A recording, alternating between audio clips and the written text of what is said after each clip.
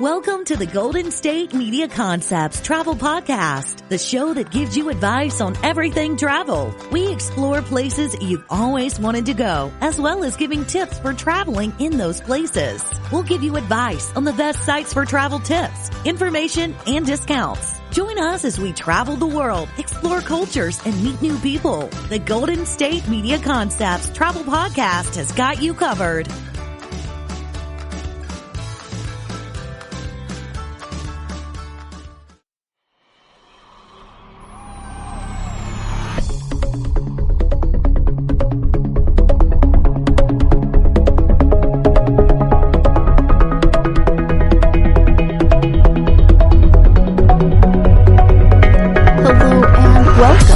GSMC Travel Podcast, brought to you by the GSMC Podcast Network.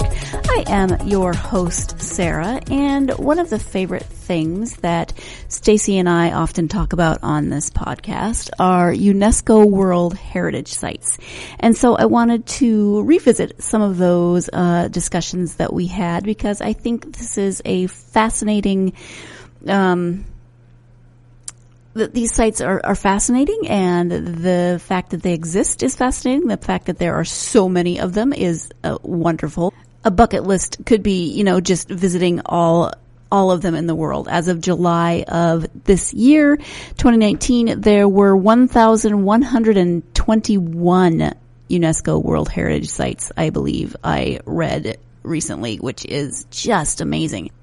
So, what is a World Heritage Site? We probably talked about this a little bit at some point when we first started talking about them, but a UNESCO World Heritage Site is a landmark or area which is chosen by the United Nations Educational, Scientific, and Cultural Organization. Hence, UNESCO. Let me say that again. United Nations Educational, Scientific, and Cultural Organization. So these are sites that have been chosen as having cultural, historical, scientific, or other form of significance. And a site is legally protected by international treaties. The sites are judged important to the collective interests of humanity. So to be selected, a World Heritage Site must be an already classified landmark, unique in some respect as a geographically and historically identifiable place having special cultural or physical significance. This could be an ancient ruin, a historical structure, building, city, complex, desert, forest, island, lake, monument, mountain, or wilderness area. So you've got a lot of options. It may signify a remarkable accomplishment of humanity and serve as evidence of our intellectual history on the planet. The sites are intended for practical conservation for posterity, which otherwise would be subject to risk from human or animal trespassing, unmonitored/uncontrolled/unrestricted access, or threat from local administrative negligence.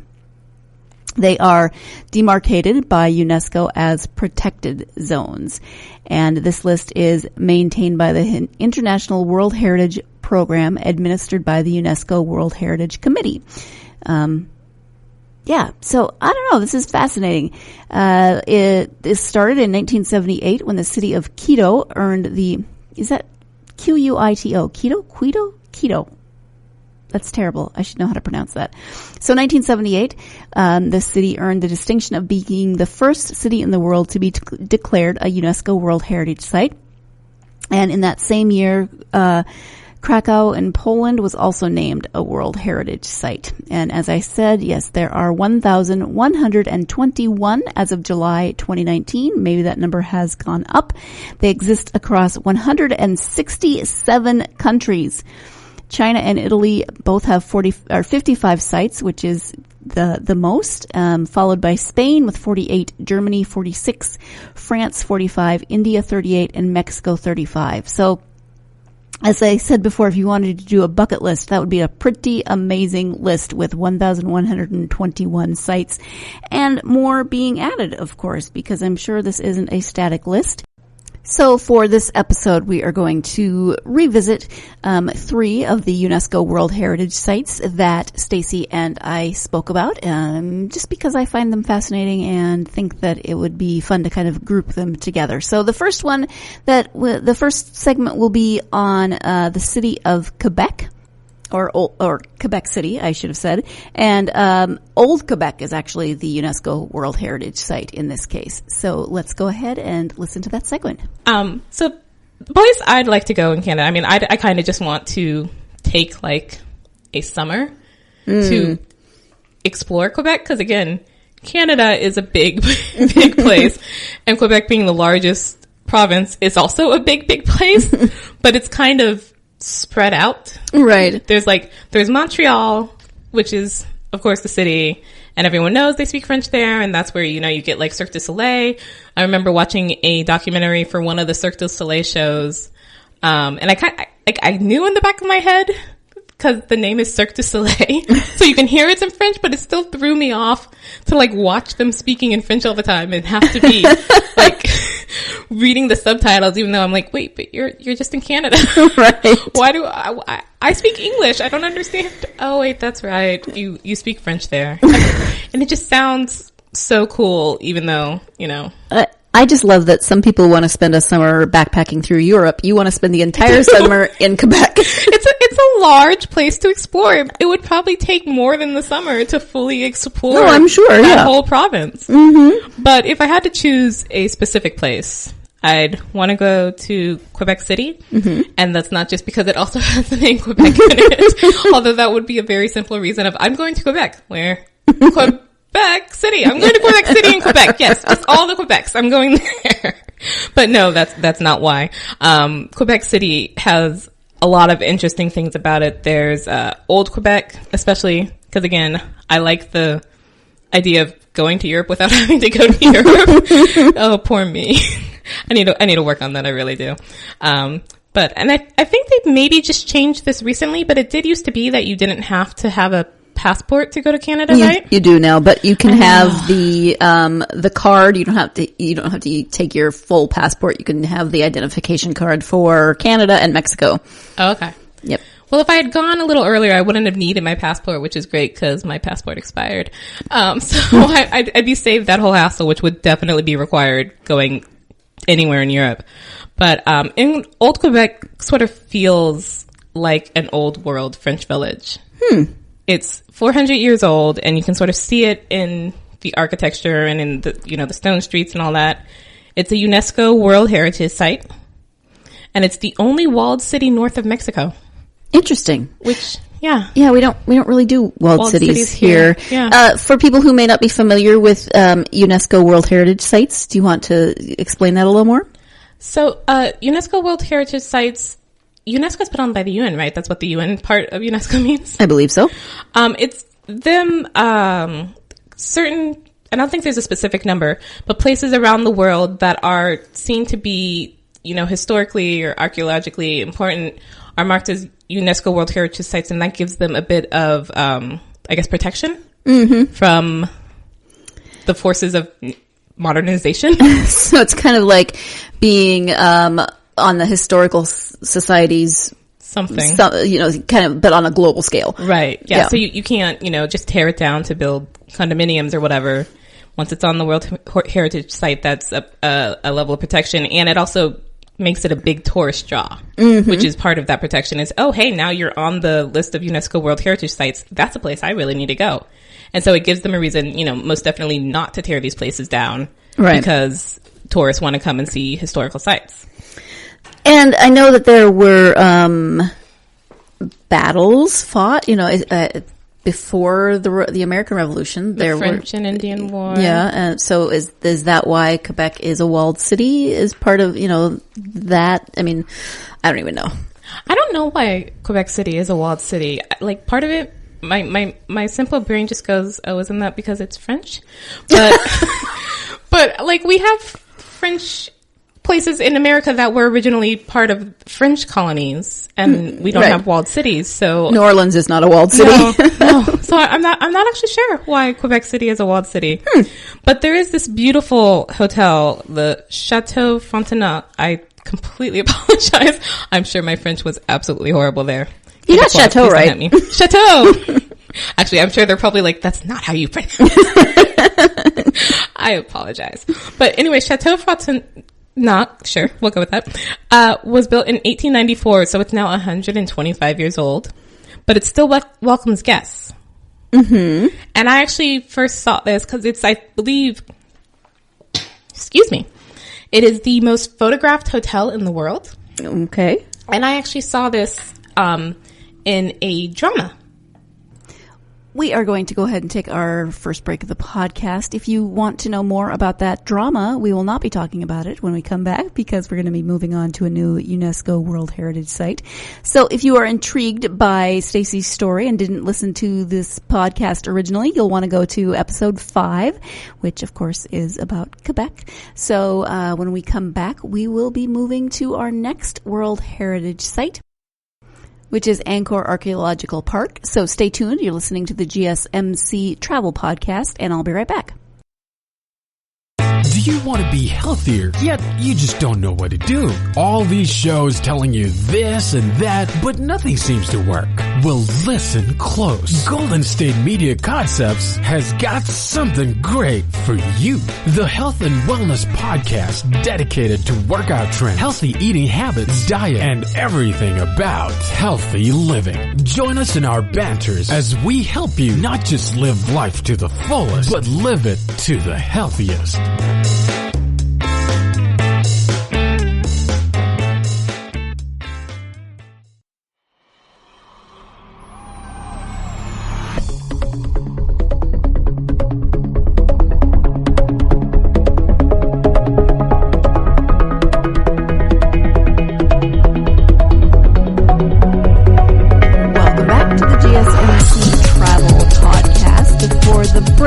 Staci and I were talking about Old Quebec as a UNESCO World Heritage Site.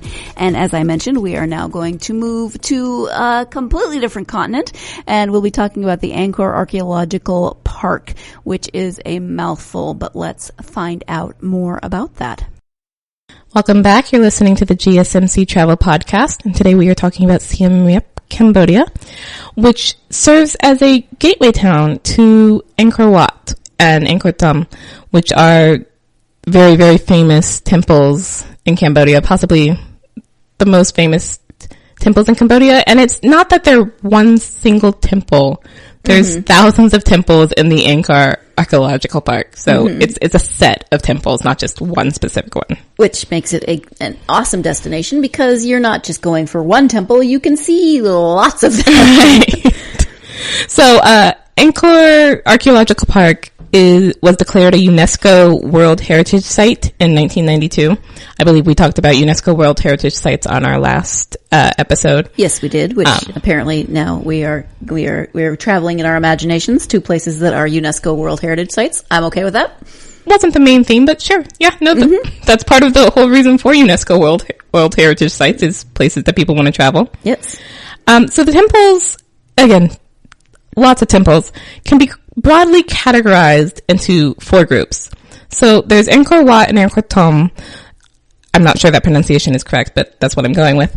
And those are sort of the main ones. They're the grand ones and the ancient capital next to it. So Angkor Wat is the temple and Angkor Thom is the capital. Mm-hmm. But then they also offer these circuits of temples as sort of like a tour like special. A tour. Mm-hmm. You can say there's the little circuit or the big circuit, and they actually have French names because Cambodia was once, a French colony. Mm-hmm. Property? Not quite, I mean. But, so they also, Le Petit Circuit. Circuit? Yeah, I don't know if I've ever actually said that word in French. Le Petit Circuit and Le Grand Circuit. I apologize. Spelled the exact same way as circuit. So we did this. Circuit. We did this on the last one. I still can't speak French, even though it's a whole nother episode. But, the little circuit takes in the major sites to the east of Angkor Thom, and the big circuit takes in the major sites north and further out. And then there's also the Rololos group, which is 15 kilometers east from Siem Reap, and it's along the National Highway. And then there are some even more outer-lying temples that are over 20 kilometers from Angkor Wat. So there's a lot of temples and various different ways to see which ones, depending on which ones you want to go to. Mm-hmm. But they are still used as temples.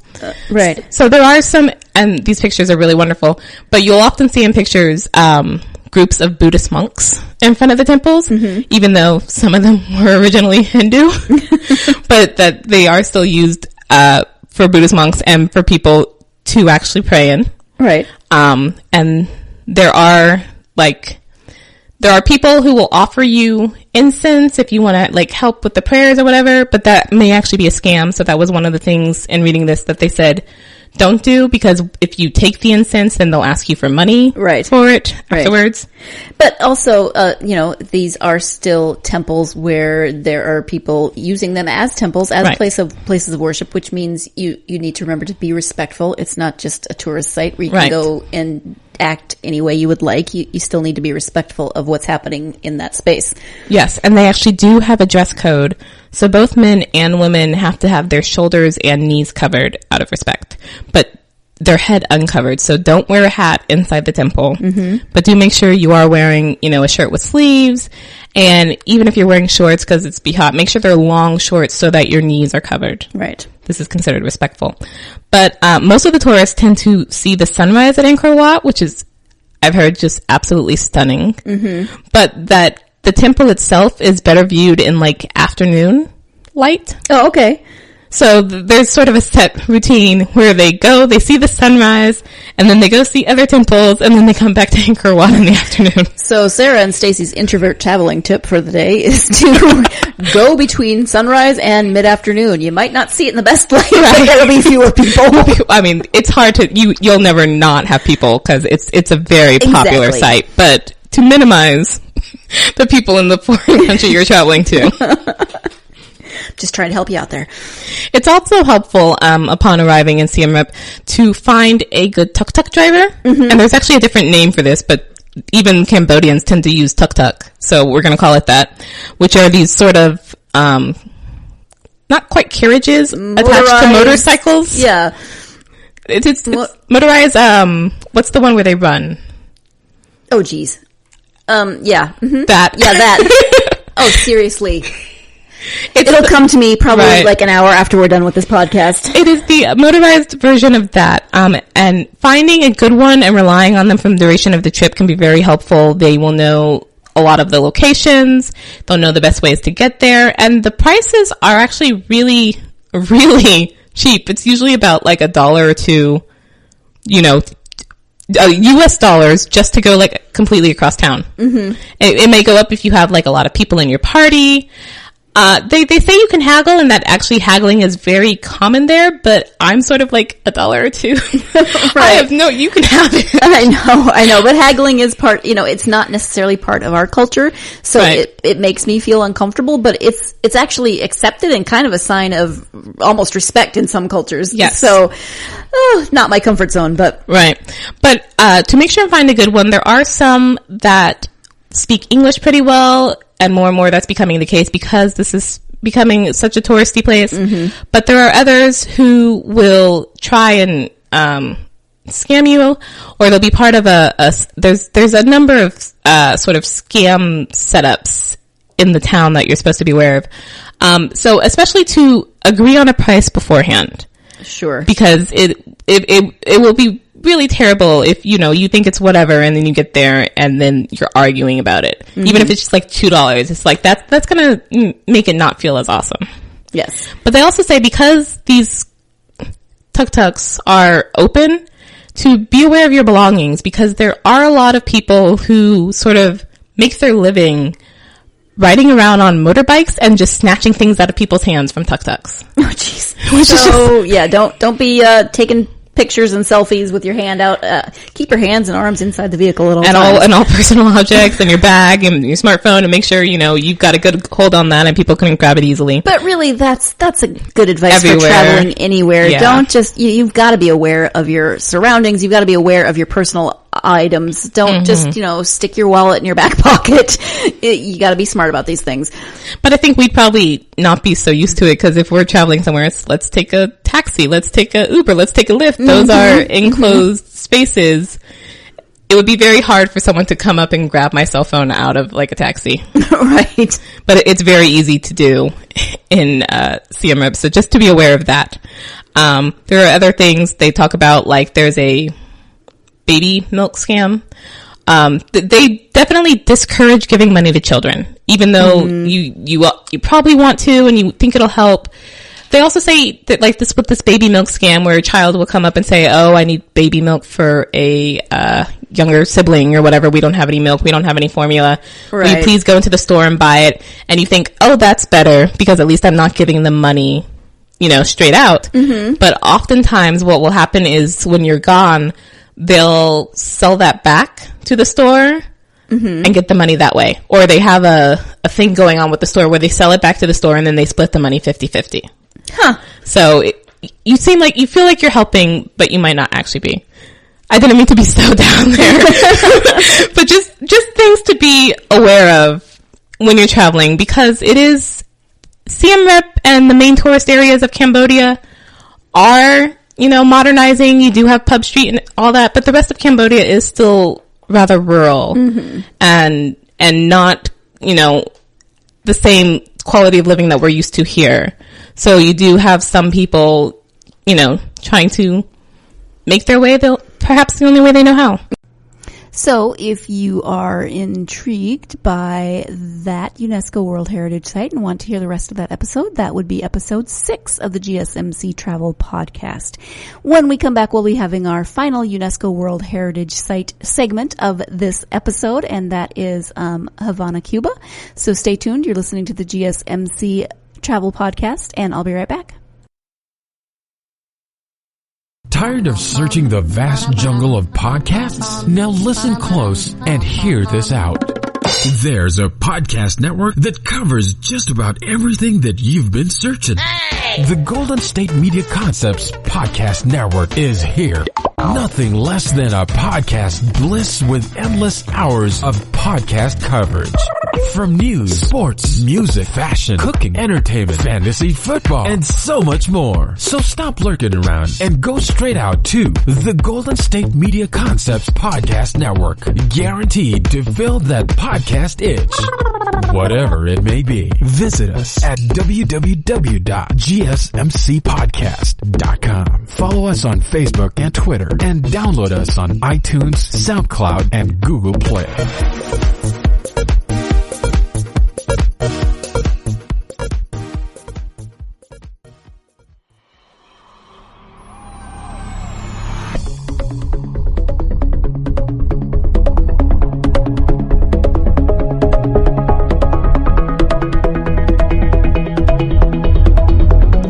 Welcome back to the GSMC Travel Podcast. As I said before the break, we are now on to our last segment and our final UNESCO World Heritage Site for this episode. So let's go ahead and turn to the discussion that Staci and I had about Havana, Cuba. Welcome back. You're listening to the GSMC Travel Podcast. We will hopefully stay on topic this time. Keep on target. So target is right now Havana, which is the capital of Cuba, and Old Havana, which is kind of separate but kind of not, is a UNESCO World Heritage Site. And we talked about UNESCO's... All of Old Havana, not just a specific spot? The specific area called Old Havana is a UNESCO World Heritage Site. But New Havana is not. But we had mentioned about... Is it UNESCO? Would UNESCO's be plural? UNESCO? I think it would be UNESCO World Heritage Sites, plural. Yeah, that's the way I would say it. But I don't know. You could say UNESCO's and just make it up. they just sound like, you know, off-brand Oreos or something. I was thinking Necco wafers. Okay, seriously, off topic. Man, we're gone. But anyways, so we mentioned earlier how Cuba seems very much sort of time capsule-y, and that's actually still the case, although as we get more and more people traveling there and things open up more, that may change. So if you're looking to go for that old time capsule thing, go as quickly as you can, because that possibly will change in the near future. But for example, like you mentioned, the really classic cars, which is something they're known for, and you can find those a lot actually, because the only cars that Cuban citizens can legally own are cars that were created and bought before 1959. All newer cars are owned by the government. Interesting. Which is like, wait, what? I'm a little, cool on the one hand, because then you get these really cool looking old cars. Right. And, people always complain that you can't do your own car work anymore because it's so complicated. Well, Cubans clearly can work on their own cars. But at the same time, I can't believe nobody owns a car. Like, good Lord, that's older than my mother. Well, you definitely know who works for the government. Right? I mean, you've got a 98, RAV4 or whatever. Oh, government guy. Yeah, interesting. Yeah, I guess. I mean, even if you have a 1970s car. Right. I guess. Because I guess, and I could be completely wrong here, but I guess Cuba does not have, national car manufacturers? I don't believe so, but we could. So all their cars have to be imported, and because Cuba is still a communist, socialist country, that, we don't support capitalism, so we only buy the cars when necessary, and so you can't buy a new car if you're not for the government, I guess. I'm trying to understand the logic there. I guess that makes sense in a strange sort of, political system that I don't necessarily understand. Yeah, definitely don't understand. But it's just like, why, clearly, at some point, I'm sure the government cars had to, break down or not be worth it anymore, and we're going to upgrade. What did you do with the 1968 whatever? Do you just scrap metal it, or you don't give it to the Cuban citizens? So well, yeah, I don't know. So many questions, really, and so many people that we don't have to ask. Yes, sorry, but anyways, we could if we went there. We should. That's why we should go just to educational. That falls under the 12 categories. Educational about why you can't own a car. I want to know what happens to the cars that are older than or newer than 1959. This is educational and support for the Cuban people to own the not as nice newer cars. Seriously, just keep your old nice. Those are some really. Again, and I know it's always very typical to say, oh, they don't make things like they used to, but they really don't make cars like they used to. But then that begs the question of, again, how do you get parts? You make your own? I guess. Yeah, oh man, so many questions now. Duct tape, chewing gum, WD-40? Or you just, you make it shine really nice and then have it be pulled by a horse? There was something that did that, and I think it was probably a movie, and now I'm completely blanking on what it was, where it was the car looks really nice, but won't run. And we're just going to pull it with a horse. Okay. Isn't that what cars are for? Isn't that how you use them? Horseless carriage, but we're really actually going to add a horse to my horseless carriage? Carriage pulled by a horse. Oh, man.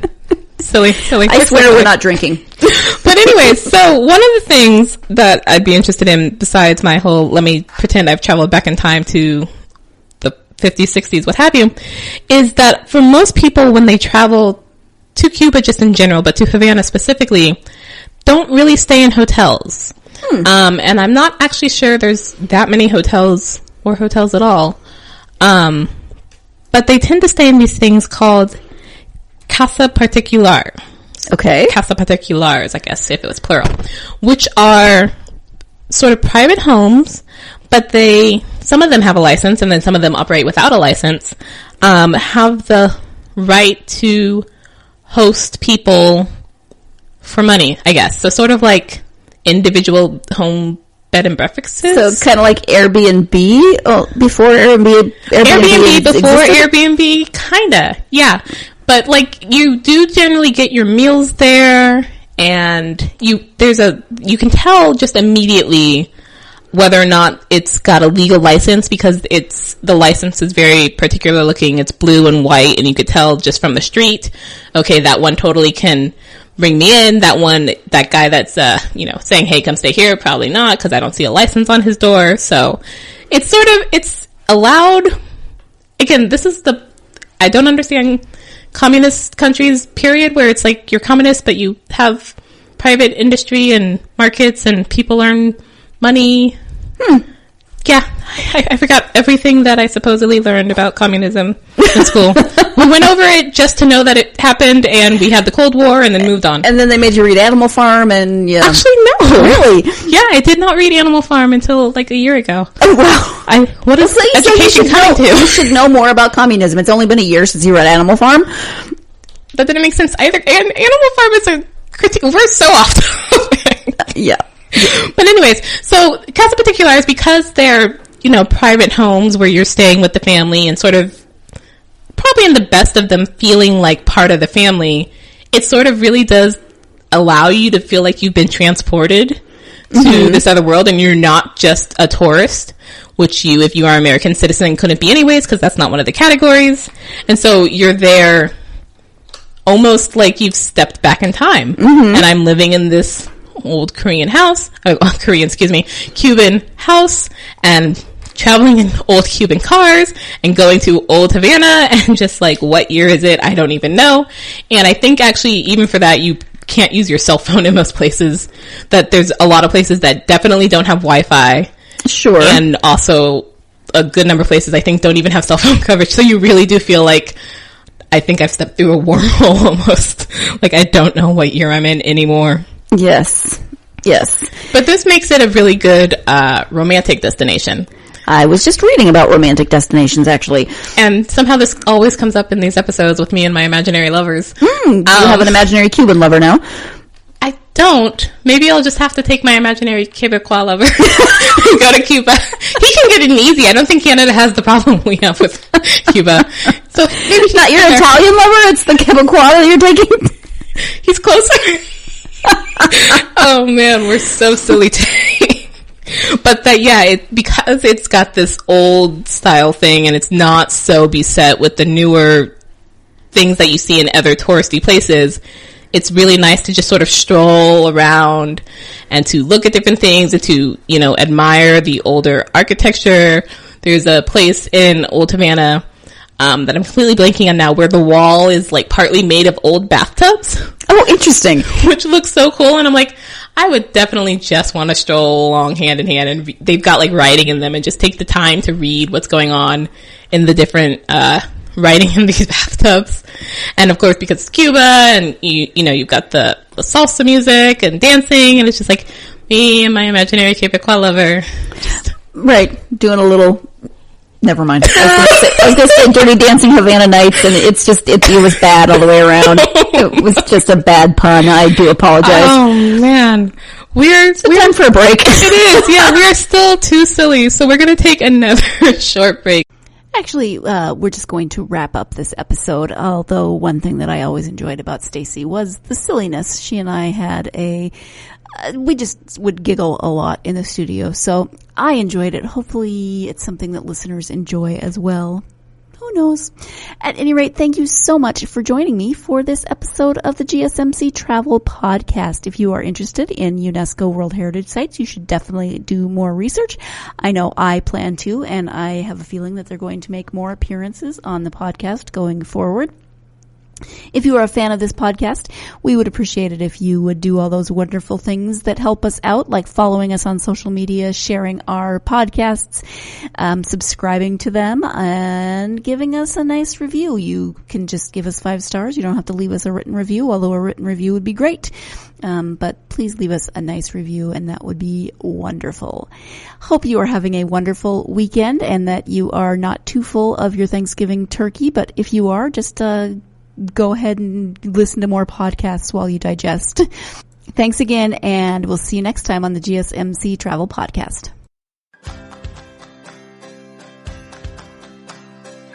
You've been listening to the Golden State Media Concepts Travel Podcast, part of the GSMC Podcast Network. You can find this show and others like it at www.gsmcpodcast.com. Download our podcast on iTunes, Stitcher, SoundCloud, Google Play, or anywhere you find podcasts. Just type in GSMC to find all of our shows from the GSMC Podcast Network. From travel to health and wellness to entertainment and life and happiness to sex and relationships. You can also follow us on Twitter and Facebook. Thank you, and we hope you have enjoyed today's episode of the Golden State Media Concepts Travel Podcast.